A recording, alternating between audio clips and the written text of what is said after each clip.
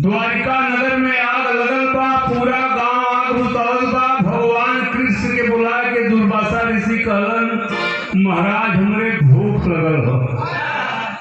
एक बुढ़ऊ दादा लोग खिस्सा कहलन कि कौनो पर घर जलत रहल, कौनो एमे बीड़ी धरावत रहल। क्या याद है? अब वही टाइम में भूखा गेलन। भगवान कहना का खैबा महाराज? कहना है दूध लिया देता भाई।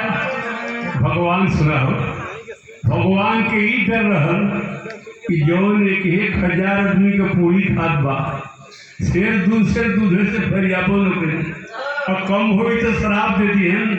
वाह हमारे कृष्ण भगवान दूध ढोए ढोए के लिए आवे लगलन और दुर्वासा ऋषि दूधो से नहाए शुरू कर दिलन। गौवा वाला कहना कि डबल अनेक हवे सारे के मारे पड़िए। ये दूधे से नहाइए कैसे भूख जाने भैया?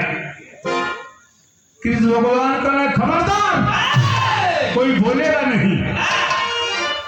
सारा दूध गिरा जो है दुर्वासा ऋषि जी ये तर्क लगौलन कि दूध की कोई सामान मांगूंगा कन्हैया नहीं दे पाएंगे और श्राप देकर चला जाऊंगा।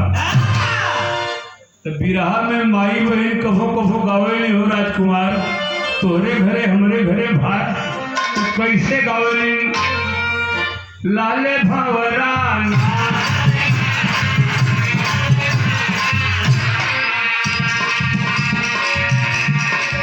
घेरा बस बच्चा भैया सही है कि माता बहन का गीत बा। दुल्हा ससुरारी में खिचड़ी खालन, हमरे तोरे घरे तो माता बहन लोग गीत गावेली। अंडस मत मनाया भाई, ससुरारी में गाड़ी सुहारी से नहीं खोले। नेहरुआ गई है विधायक लाले भंवरान।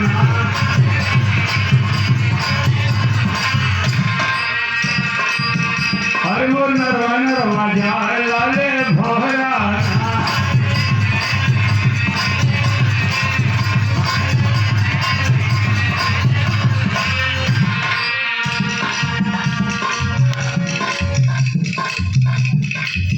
₹200 का वराना।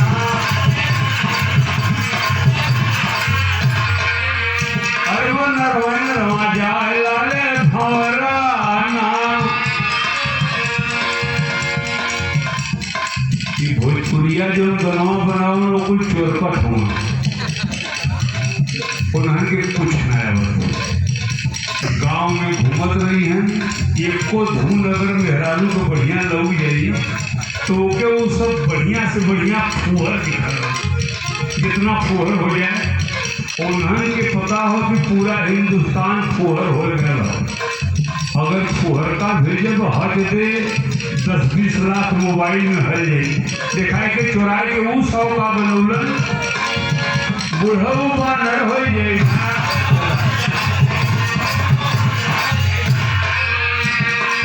दिखाई भोजपुरी वाला का कमाल हो और बुढ़ऊ बानर हो जाएगा। हो बुढ़ऊ बानर हो जाएगा पतोहिया रेल के कर दिया नर बुढ़ऊ बानर।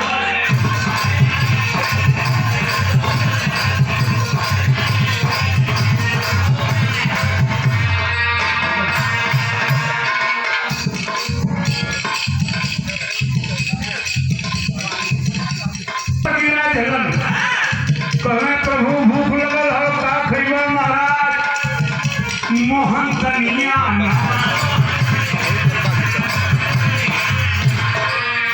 मारे भूखिया के बथला कपार हमार मोहन कनिया। बहुत अच्छा बेटा।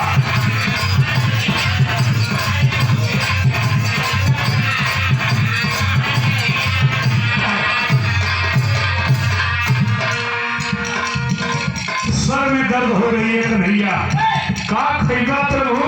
कल सुना तनिको देर मत लगावा, तनिको देर मत लगावा, हमके खिरिया खियावा मोहन कनिया।